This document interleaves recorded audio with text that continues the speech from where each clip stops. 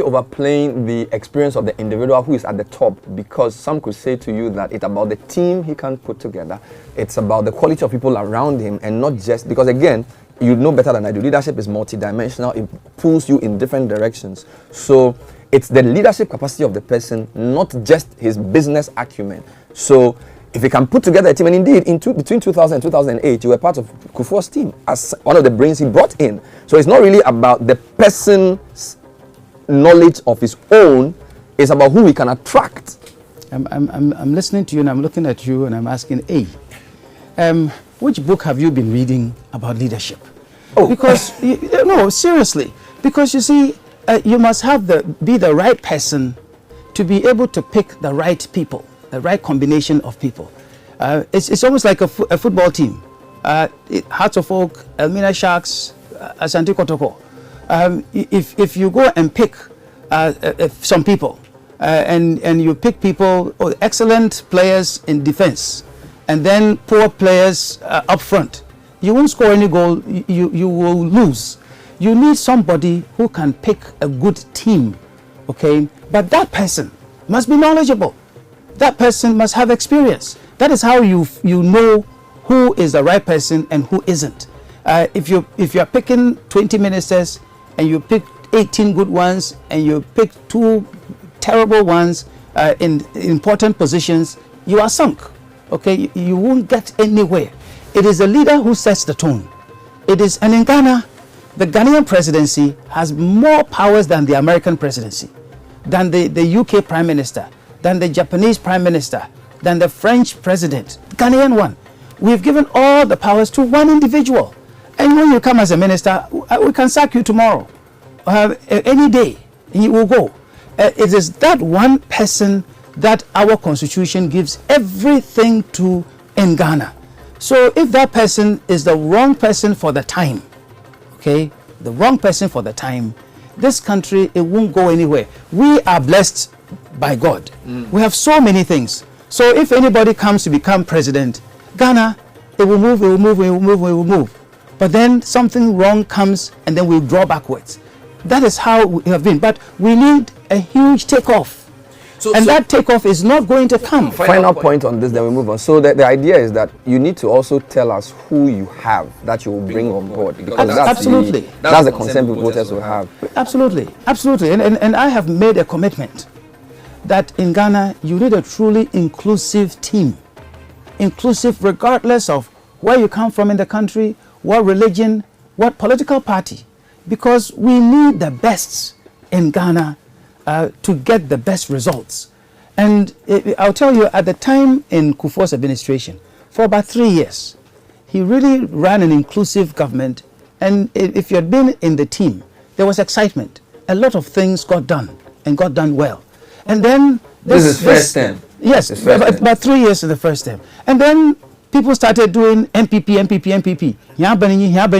And then it became something of an ideological thing. And then Ghanaians will know things didn't go so well. So I have learned from the experiences of all of the presidents, and I have decided that if I am president, we'll stop all of that and have an inclusive administration. There are many people in Ghana who don't want to be associated with politics. I've talked to them because they say, oh, I'll be stained. They will insult me. However, if I'm called upon to be part of an inclusive team, I will join that team and help Ghana like I went to help Ghana. And so there are many people. Some today I know they're not members of any political party. Others, they are members of certain political parties. And they are there. Now, quite often people say, well, name some names. Okay, I've got a list of about 120 people.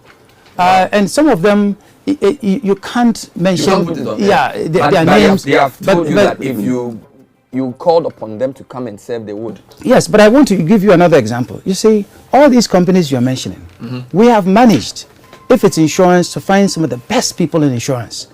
If it is hotel management, some of the best people. If it's fund management, some of the best people. And we know how we have gone through to find those people because we haven't looked at anybody's face or where they come from or whatever. So you will find all of Ghana in our companies. If it's GN Bank, our managing director, Issa Adam, is from the north. I didn't know him from anywhere. I can give it different. If you go to our HR organization, the head is from the Volta region. And the GN Life, he's from the Central region. There are so many of them. They are from every region, but they are the best at what they do.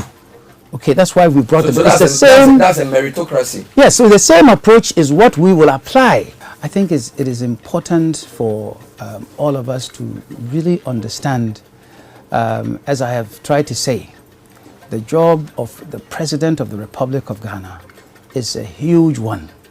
It has more powers than any president on the face of this earth that is that's working in a democratic environment. And so when you give that job to anybody, you must make sure it's the right person for the time. And I'm saying I'm the right person for this time. NDC, MPP, I say they have done their best. Okay, they have done their best.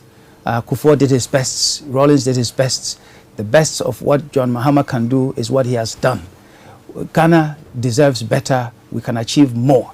And to achieve more, we need to solve this financial crisis that we've been under and help our people get jobs. And the right person with that talent is Papa Kwesi Ndoum.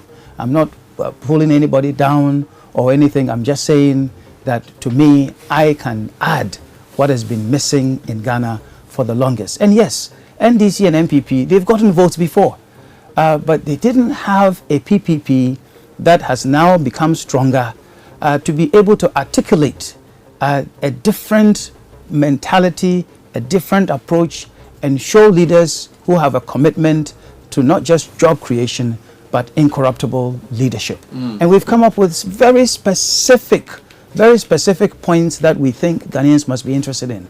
We are saying that we will give Ghanaians the opportunity to elect their own district, municipal and metropolitan chief executives, just as it is done in Dakar, in Cape Town, in Abidjan, in New York, and so on and so forth. So local development can happen.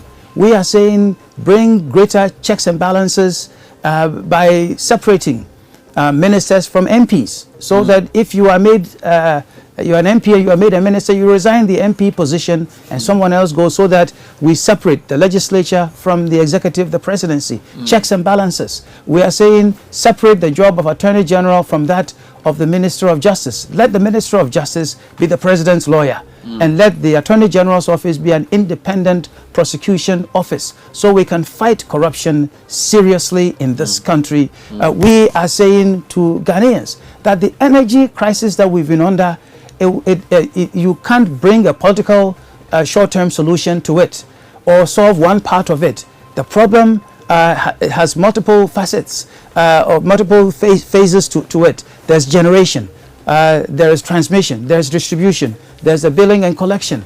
There are problems in all four. Billing and collection, even the government is the biggest culprit, that it is not paying ECG. It is not paying other people for services that are provided. So you must solve the entire problem. You can't go and bring some machines to say, we've solved the generation problem. But then what about transmission? What about distribution? So we will tell Ghanaians the truth and find the right technical people and find the money. And let Ghanaians know that I believe it will take 4 years when we begin to solve the problem, not 2 months, 3 months, and this thing, that mantra of doomsday will be a thing of the past. You can't solve a big problem with a short-term political solution.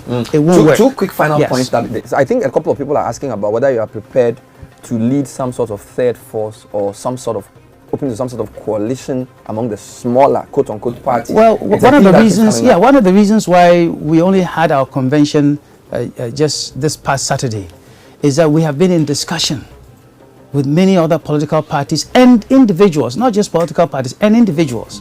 And so we are gaining interest, we are gaining, let's say, agreements. We've done that with some individuals.